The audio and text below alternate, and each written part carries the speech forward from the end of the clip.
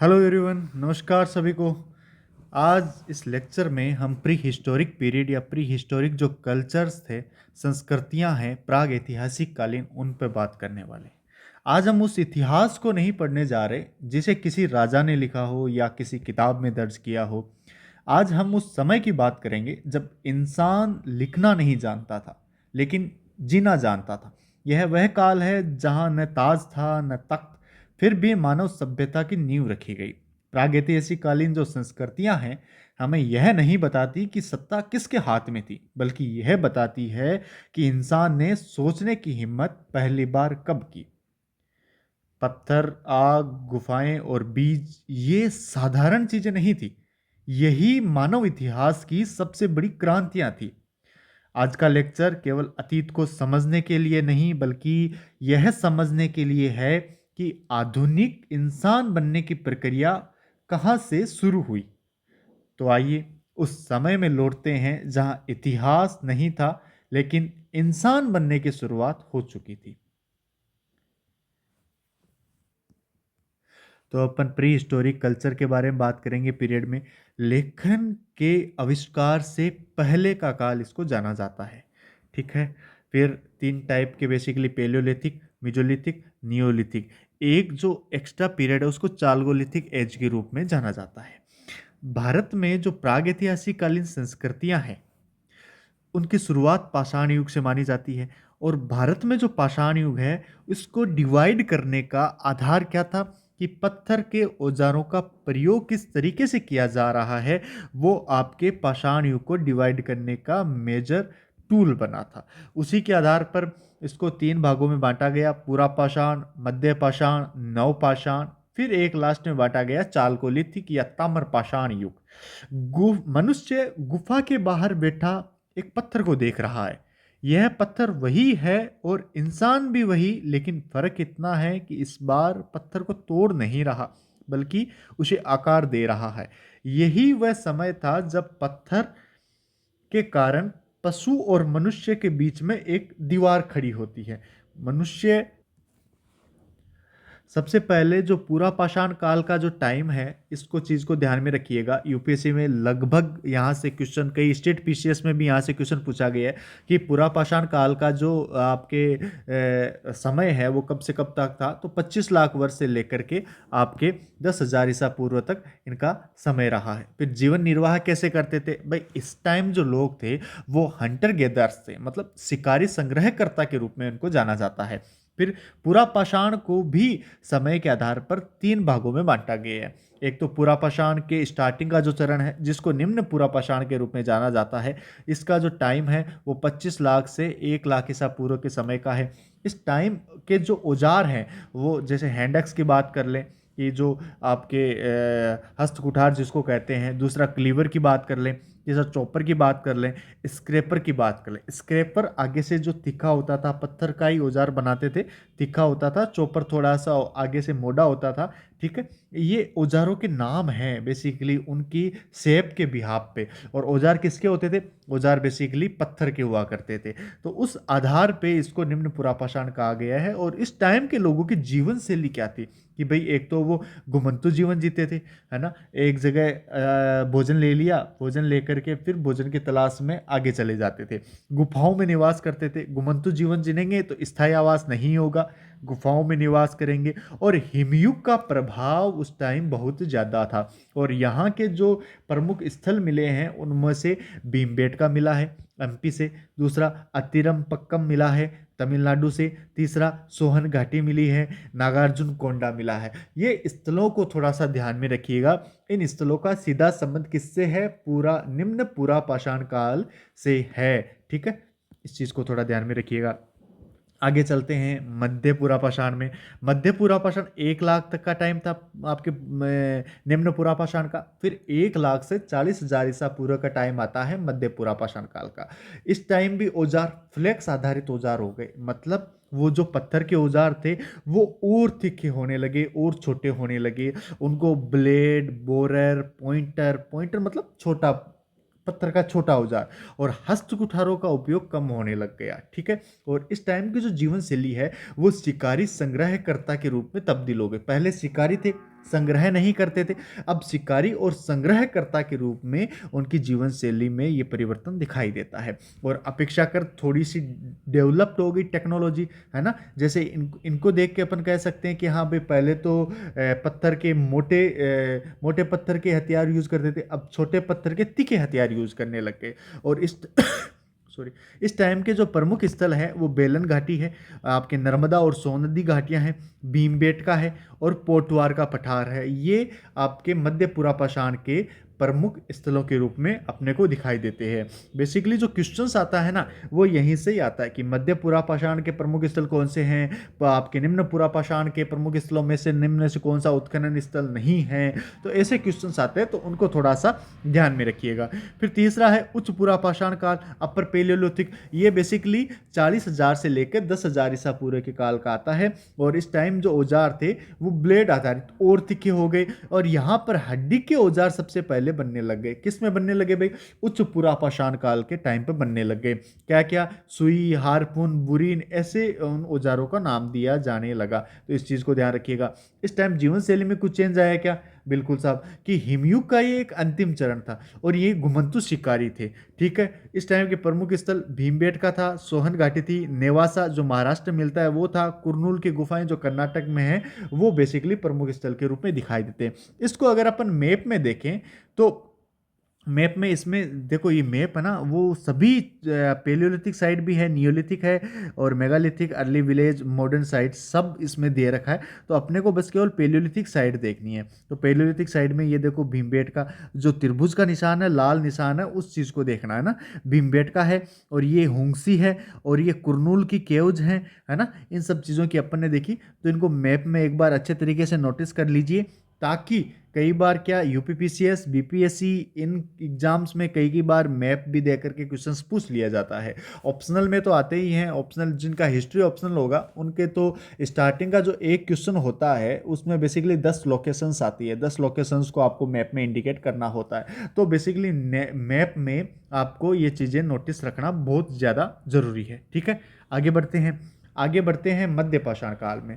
मध्य पाषाण काल में बेसिकली सबसे बड़ा जो हुआ, तापमान की वृद्धि होने लग गई। ठीक है, तो आपके धीरे धीरे जैसे आपके पृथ्वी का समय चक्र बढ़ रहा है, तापमान में भी वृद्धि हो रही है, हिमनद पिघल रहे हैं, वनस्पति, जीव जंतु और जो आपके बायोडाइवर्सिटी है या फिर जो प्राकृतिक स्थिति है आपके पृथ्वी की, वो धीरे धीरे चेंज हो रही है। और इसका जो टाइमिंग है वो ध्यान रखिए, मध्य पाषाण काल का 10,000 से 7,000 ईसा पूर्व का टाइमिंग इसको दिया गया है। और इस टाइम की विशेषता क्या है कि भाई तापमान में वृद्धि हो रही है, हिमनद पिघल रहे हैं, वनस्पति और जीव जंतुओं में परिवर्तन हो रहा है। औजार औजार में भी सबसे बड़ी चीज क्या है कि माइक्रोलिथ हो गए। माइक्रोलिथ का मतलब ही होता है कि भाई और छोटे हो गए, और माइक्रो हो गए, और छोटे हो गए। तो हड्डी और सींग के औजारों की प्रमुखता दिखाई देती है यहाँ पर। और मछली पकड़ने वाले उपकरण कब मिलते हैं? मछली पकड़ने वाले उपकरण मध्य पाषाण काल में मिलने चालू होते हैं। ठीक है, ऐसे क्वेश्चंस कई बार पूछे गए हैं, तो आपको इस चीज को ध्यान में रखिएगा। जीवन शैली क्या है कि भाई मछली पकड़ने वाले उपकरण है, तो मछली तो पकड़ना प्रारंभ कर दिया होगा, और मछली पकड़ना प्रारंभ कर दिया तो शिकार तो कर ही रहे हैं, पहले से ही कर रहे हैं शिकार तो। और यहां पर प्रारंभिक पशुपालन करना चालू कर दिया था। ठीक है, प्रारंभिक पशुपालन यहां दिखाई देता है। अब क्या हुआ, इसके प्रारंभिक पशुपालन के जो स्थान है वो थोड़ा सा देख लीजिए। प्रारंभिक पशुपालन बेसिकली बागोर, इसके साक्ष्य कहाँ मिलते हैं? सबसे पहले बागोर राजस्थान में, आदमगढ़ में मिलते हैं, भीमबेटका की गुफाओं पे मिलते हैं, सराय नाहर राय वहाँ मिलते हैं, एक लंगनाज जो आपके उस टाइम का मतलब लोकेशन है जो गुजरात में स्थित है, वहाँ पर मिलते हैं। तो मध्य पाषाण काल के जो प्रमुख स्थल है वो बेसिकली ये आपके बागोर हो गया, आदमगढ़ हो गया, भीमबेटका हो गया, सराय नाहर हो गया, लंगनाच हो गया। इनका थोड़ा सा ध्यान रखिएगा। अब इनको देखना हो आपको तो ये देख लीजिए, ये बागोर हो गया, है ना, ये राजस्थान में, ये तिलवाड़ा, और ये लंगनाज हो गया, है ना, ये भीमबेटका हो गया, ये आदमगढ़ हो गया, एमपी में है ना, ये हो गया आपके सराय नाहर। ठीक है, और ये हो गया लेखानिया, और ये हो गया नागबाम। ठीक है, इन सब लोकेशंस को देख लीजिएगा जो मध्य पाषाण काल के टाइम की इसमें दिखाई गई है। ठीक है, फिर आगे चलते हैं नवपाषाण। तो मध्य पाषाण में क्या हुआ, मध्य पाषाण में बेसिकली आप अगर हम बात करें मध्य पाषाण के टाइम पे, मध्य पाषाण के टाइम पे अपन देखें तो मध्य पाषाण में मैं से हम बन गया। ठीक है, इंसान अकेला शिकारी नहीं है, वो धनुष उठाता है, पर असली हथियार उसकी सामूहिक समझ है। मतलब मध्य पाषाण में सब लोग मिलकर के ये काम कर रहे हैं। वो एक जगह रहना चालू कर दिया, पशुपालन कर दिया, पशुपालन और मछली पकड़ना, पशुपालन। तो यहाँ से क्या हुआ, स्थायी निवास चालू हो गया। ठीक है, अब स्थायी निवास करेगा तो सभी लोग साथ मिलकर रहेंगे। ठीक है, एक आपके छोटा समाज बनेगा उनका। ठीक है, और इस तरीके से सामूहिक समझ डेवलप हो गई। Microlithic work composite tool, early example of modular technology, है ना, कि जो मॉड्यूलर टेक्नोलॉजी है उसका मतलब अर्ली एग्जाम्पल है। वो हथियार हाथ में थे, मगर असली ताकत क्या थी कि कंधे से कंधे मिले हुए थे। बेसिकली इस चीज को थोड़ा सा ध्यान रखिएगा।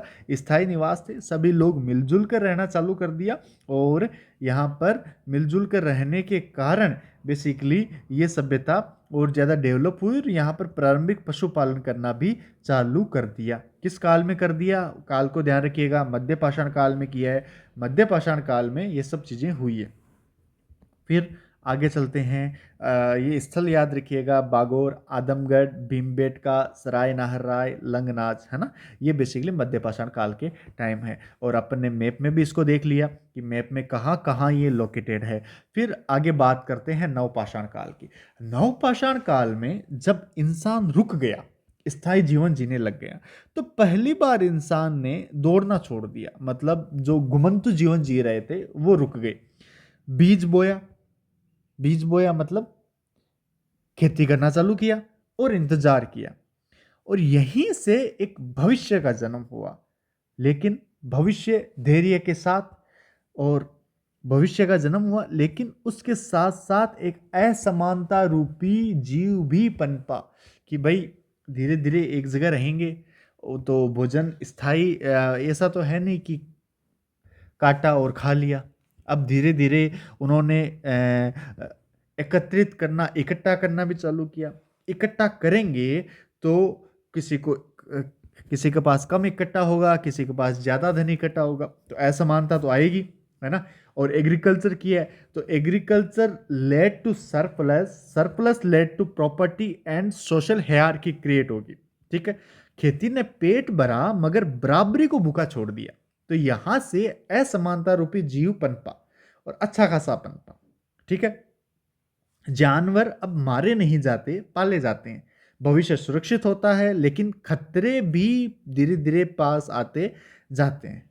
ठीक है, अब आगे बात करें नवपाषाण काल की। नवपाषाण काल में उसकी टाइमिंग की बात करें तो 8000 से 2000 ईसा पूर्व का टाइमिंग है।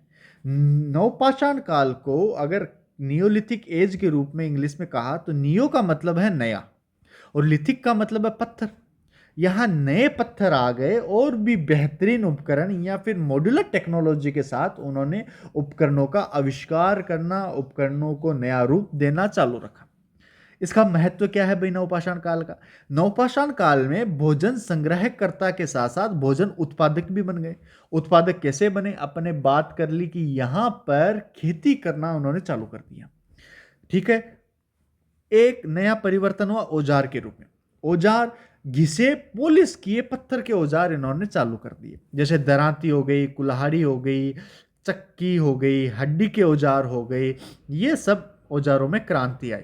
ठीक है, जीवन शैली के रूप में बात करें तो जीवन शैली साहब बात कर ली कि स्थायी जीवन जीने लग गए थे, और कृषि की शुरुआत यहां पर हो गई थी। पशुपालन बहुत पहले शुरू हो गया था, मिट्टी के बर्तन चलने लग गए, और पहिए का प्रयोग सर्वप्रथम यहां पर दिखाई देता है।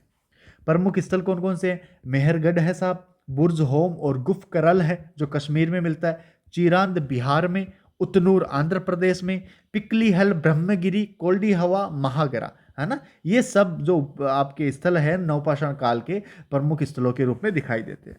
ठीक है, इनको मैप में भी देख सकते हैं अपन कि बुर्ज होब कश्मीर में है साहब, ये यहाँ पर दिखाई देता है। मेहरगढ़ वो अभी पाकिस्तान में है। कोल्डी हवा ये यूपी में है। चिरांद बिहार में है। और ये पेयमपल्ली जो कर्नाटका या तमिलनाडु में पड़ता है। और इधर अपन आ जाए दाउजली हेडिंग, ठीक है। इन चीज़ों को, इन जो नवपाषाण काल के प्रमुख स्थल है, इनको थोड़ा गौर से ध्यान में रखिएगा। आगे चलते हैं कि भाई इनका कंक्लूजन को देखें तो भारत का जो पाषाण युग है वो मानव समाज के क्रमिक विकास को दर्शाता है। कैसे साहब? कि पूरा पाषाण में औजारों की शुरुआत हो गई थी, मध्य पाषाण में कुछ टेक्नोलॉजी रिफॉर्म हुए थे, और नव पाषाण में कृषि, स्थायी जीवन और सभ्यता की नींव पड़ी थी। ठीक है। अब आगे बात करते हैं ताम्र पाषाण काल की।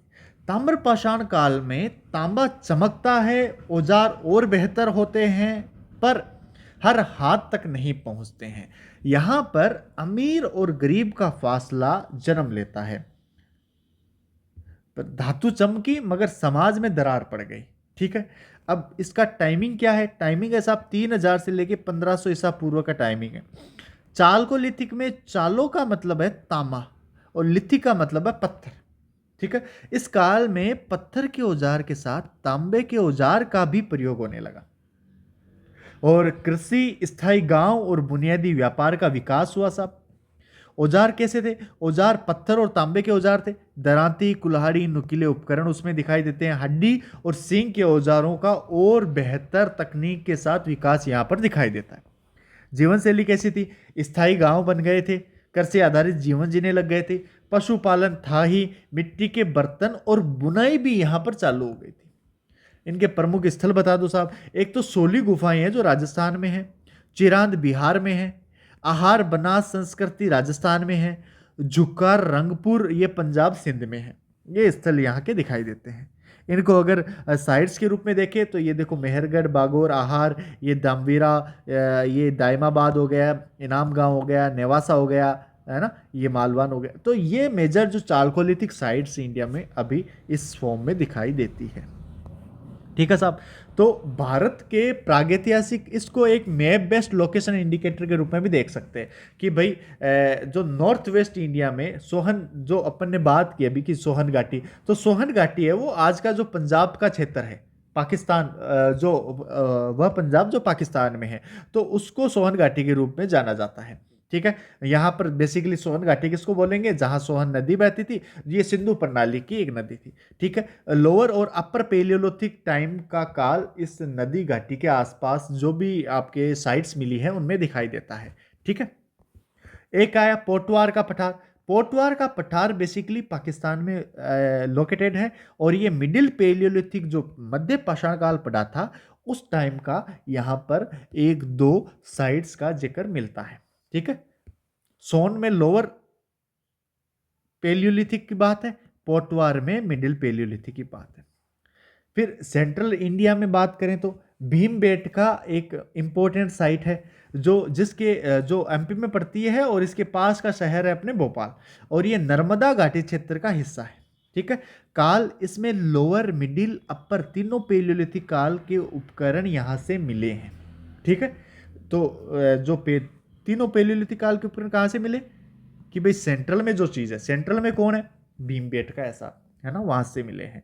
एक नर्मदा घाटी है, वो एमपी और गुजरात दोनों बेल्टों में बहती है, और लोअर और मिडिल पेलियोलिथिक और लोअर, मिडिल और अपर पेलियोलिथिक तीनों टाइम के जो यहाँ पर एक लोकेशन है भीमबेटका, वहाँ से मिलते हैं। यहाँ पर ह्यूमन फॉसिल भी मिलता है ना, हैंडक्स भी मिलता है नर्मदा घाटी पे। ठीक है।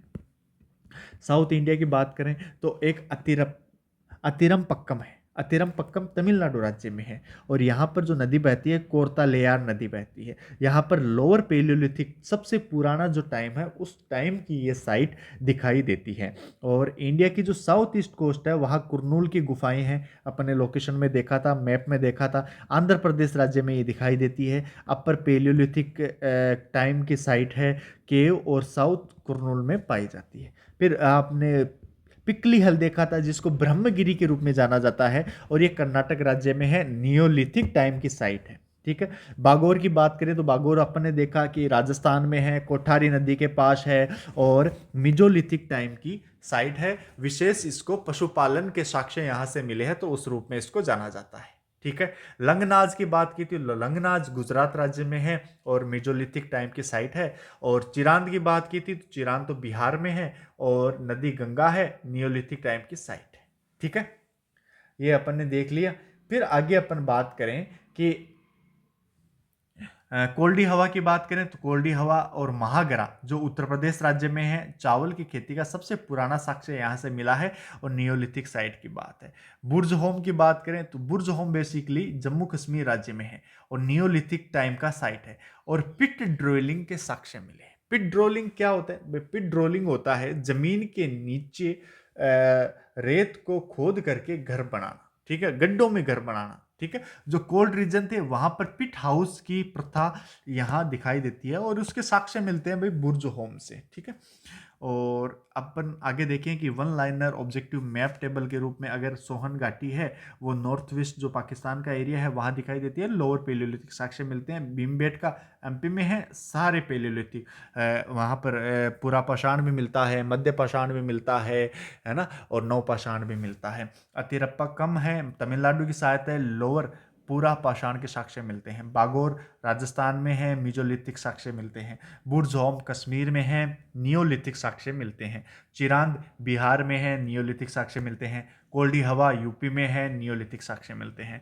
इसको एक बार मैप में और दिखाया गया है ताकि आप अच्छे से लोकेशंस को देख करके उसको अपनी आंखों में पिरो सके, अच्छे से समझ सकें उन चीज़ों को। ठीक है, तो ये आज का जो लेक्चर था वो अपने कुल मिलाकर के पाषाण जो संस्कृतियां है उस पे अपन ने पूरा पूरा कंटेंट आपको डिलीवर किया है। यहाँ एक चीज़ अपने देखने की चीज़ है कि ज़्यादातर जो क्वेश्चंस है वो बेसिकली या तो उसके काल से आएंगे या उनके थ्रू जो साइट बनी है ना, पेलियोलिथिक टाइम की साइड है, नियोलिथिक टाइम की साइड है, मेगालिथिक टाइम की साइड है, उस टाइम की साइड और वहाँ से क्या क्या जो फीचर्स प्राप्त हुए हैं। जैसे बुर्ज होम है तो बुर्ज होम में गड्ढों में घर मिले हैं, है ना, जिसको पिट ड्रोलिंग के रूप में जाना जाता है। तो वो बेसिकली ऐसी विशेषताएं देख करके यूपीएससी या स्टेट पीसीएस के क्वेश्चन पूछने का ट्रेंड रहा है। ठीक है, और प्रागैतिहासिक जो मानव था उसने पहले जीना सीखा, इतिहास यहाँ से लिखा गया। ठीक है, यहाँ तक इतिहास की लिखित जानकारी अपने सामने नहीं आती है।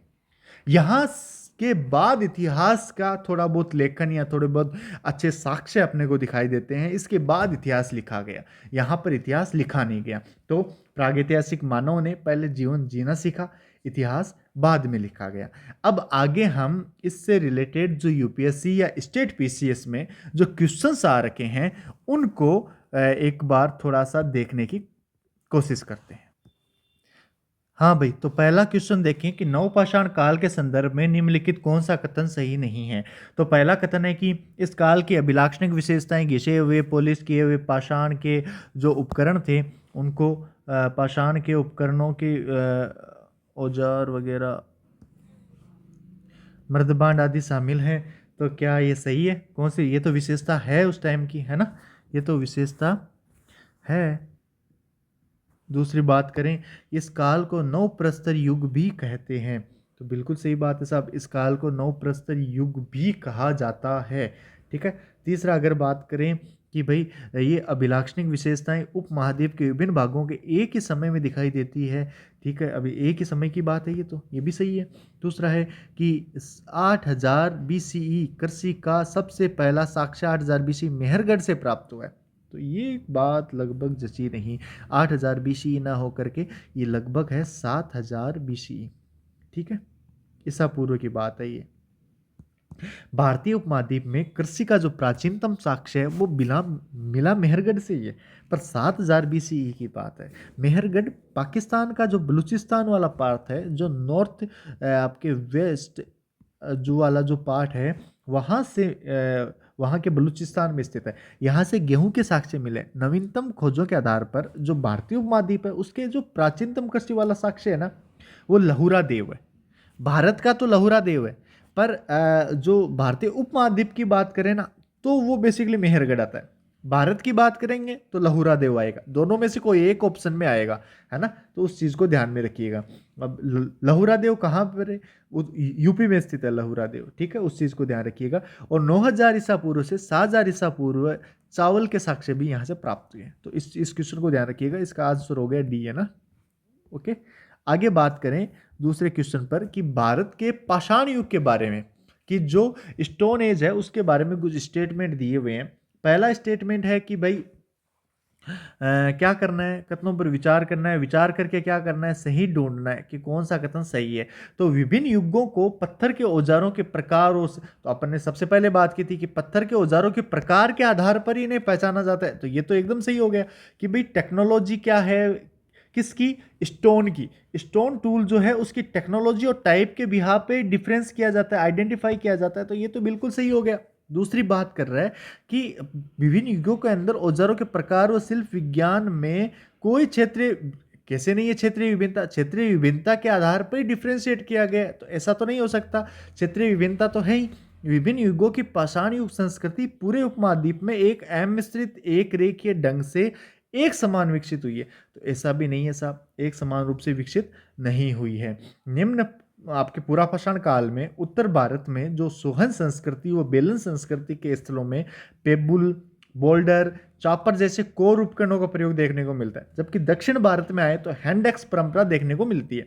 इस तरह मध्य पूरा आपके जो पूर्व पाषाण काल है उसमें फलकों की अधिकता के कारण इस काल को वो एच डी बनर्जी साहब ने फलक संस्कृति या नेपासियन कल्चर की संज्ञा दी थी, ठीक है। तथा उच्च पुरापाषाण काल में जो मुख्य पाषाण उपकरण है ब्लेड का प्रयोग देखने को मिलता है, और मध्य पाषाण काल में लघु पाषाण उपकरण का बहुतायत प्रयोग देखने को मिलता है। नव पाषाण काल आते आते जो पाषाण उपकरण है उसमें बहुत ज्यादा डाइवर्सिटी देखने को मिलती है, और वहां पर पोलिस आने लग गई पाषाण उपकरण के ऊपर। तो इस युग की वो स्पेशल फीचर है, ठीक है। तो इस प्रकार हम देखें तो भारत का जो पाषाण काल है उसके विभिन्न युग में उपकरणों की शिल्पगत विविधता देखने को मिलती है, तथा क्षेत्रीय स्तर पर भी पर्याप्त विविधता इसमें पाई जाती है। आगे अपन बात करें क्वेश्चंस की, तो इसमें ये भी गलत हो गया, दो गलत हो गए, एक सही है, तो ऑप्शन ए सही हो गया, ठीक है। ये CDS 2020 में क्वेश्चन आया हुआ है। आगे बात करें कि नवपाषाण कालीन गर्त निवासों के अवशेष कहाँ से मिले, उस पर क्वेश्चन पूछा गया, और ये बहुत सारे एग्जाम्स में क्वेश्चंस आ रखा है, तो इस चीज़ को थोड़ा सा ध्यान रखिएगा। बहुत सारे एग्जाम्स में आ रखा है, तो आगे भी आने की संभावना बनी रहती है। संभावनाओं का द्वार है यूपीएससी और स्टेट पीसीएस, तो है ना। तो अपने को इसमें ध्यान रखना है कि भाई उत्तरी भारत में जो नवपाषाण काल के जो पुरावशेष मिले हैं जम्मू कश्मीर प्रदेश के जो स्वात घाटी में स्थित विभिन्न पुरास्थलों से प्राप्त हुए, उसमें बुर्ज होम हो गया, गुफ कराल हो गया, मारतंड का उल्लेख किया जा सकता है। तो ये तो बेसिकली अपने बात की थी। और गुफ कराल नामक जो पुरास्थल है वो जम्मू कश्मीर के पुलवामा, जो आपके पुलवामा अटैक हुआ था, तो जो पुलवामा जिला है उसकी जो तहसील है वहाँ से लगभग 40-42 किलोमीटर की दूरी पर स्थित है, ठीक है। तो इसका आंसर क्या हो गया? थर्ड क्वेश्चन का आंसर हो गया आपके 1 और 2 तो सही है, गुफ कराल बुर्ज होम। और ये कुचई बेसिकली इसका आंसर नहीं है। तो भाई कुचई कहाँ है? बेसिकली ये चारों जो है वो बेसिक है तो नवपाषाण कालीन स्थली, पर जो गर्त निवास है, गर्त निवास कहाँ मिलेंगे भाई? जहाँ पर मानव प्रकृति के साथ सामंजस्य नहीं कर पा रहा। सामंजस्य कहाँ नहीं कर पाएगा? जहाँ ठंड ज़्यादा होगी या गर्मी ज़्यादा होगी। अब ये कुचई और ये तो बेसिकली आपके मध्य भारत और दक्षिण भारत में, कुचई जैसे आपके उड़ीसा में पड़ता है, और महदहा जो जिसकी बात करें वो भी बेसिकली मध्य भारत में ही पड़ता है। तो यहाँ पर तो इतनी ज़्यादा ठंडी नहीं है भाई, है ना। ठंड कहाँ है? ठंड है बुर्ज होम और गुफकराल में। तो यहाँ पर गर्त निवासों के अवशेष मिले, तो ऑप्शन डी इसमें करेक्ट हो गया कि गर्त निवास कहाँ मिले, यहाँ 2 जगह मिले नवपाषाण स्थलों में, ठीक है। आगे अपन बात करें चौथे क्वेश्चन पर कि ऐतिहासिक स्थल दे रखा है, ख्याति का कारण। अपन ने पहले भी बात की थी, या तो स्थलों के बारे में और उसकी टाइमिंग के बारे में सवाल आएगा, या फिर उस स्थल की विशेषताओं को लेकर के सवाल पूछेंगे। तो यहाँ बेसिकली यही है कि भाई बुर्ज होम बेसिकली बहुत बात कर ली। बुर्ज होम किसके लिए फेमस है? बुर्ज होम गर्त आवास के लिए फेमस है ना। ये कुछ भी नहीं मिले हैं ताम्र कलाकृतियाँ यहाँ पर। गणेश्वर सभ्यता में ये चीज़ ध्यान रखना, गणेश्वर सभ्यता में तांबे के उपकरण मिले हैं, तो इसको ताम्र संस्कृति का एक स्थल के रूप में देखा जाता है। तो ताम्र कलाकृतियाँ यहाँ से मिली हैं। एक चंद्रकेतुगढ़, जो चंद्रकेतुगढ़ है वो पश्चिम बंगाल में एक महत्वपूर्ण पुरातात्विक स्थल है। तो यहाँ से टेराकोटा कला मिली है, ये ध्यान में रखना। ये कहाँ पर है? पश्चिम बंगाल में है। इस चीज़ को भी ध्यान रखना, आपके वेस्ट बंगाल, ठीक है। और गणेश्वर तो राजस्थान में है ही, ठीक है। और बुर्ज होम कहाँ है ये भी बताना पड़ेगा क्या? कश्मीर में है, ठीक है, कश्मीर में है। और कश्मीर और जो बुर्ज होम जो है कश्मीर का एक नवपाषाणिक स्थल है, जिसकी खोज किसने की थी? 1935 में डी टेरा व पीटरसन ने की थी। किसने की थी साहब? डी टेरा ने की थी और पीटरसन आया था। डी टेरा आया था और पीटरसन आया था, इन दोनों ने मिलकर के इसकी खोज की थी। और यहाँ से हड्डी के औजार, गर्त आवास, मालिक के साथ कुत्ते को दफनाने का साक्ष्य भी बुर्ज होम से मिला है। और गणेश्वर सभ्यता की बात करें तो ये साहिबी नदी के किनारे स्थित है। ताम्रपाषाण संस्कृति है, ताम्रपाषाण सभ्यताओं की जननी इसको माना जाता है। और चंद्रकेतुगढ़ की बात करें तो चंद्रकेतुगढ़ बेसिकली टेराकोटा कला वेस्ट बंगाल में स्थित है। अब आंसर तो आप ढूंढ ही लोगे, है ना, इसको काट देना और बाकी जो बचा हुआ है वो आंसर है। फिर आगे वाले एक नेक्स्ट क्वेश्चन की बात करते हैं। सीडीएस में पूछा गया है कि अपने मृद भांडों को सर्वप्रथम चित्रित किसने किया?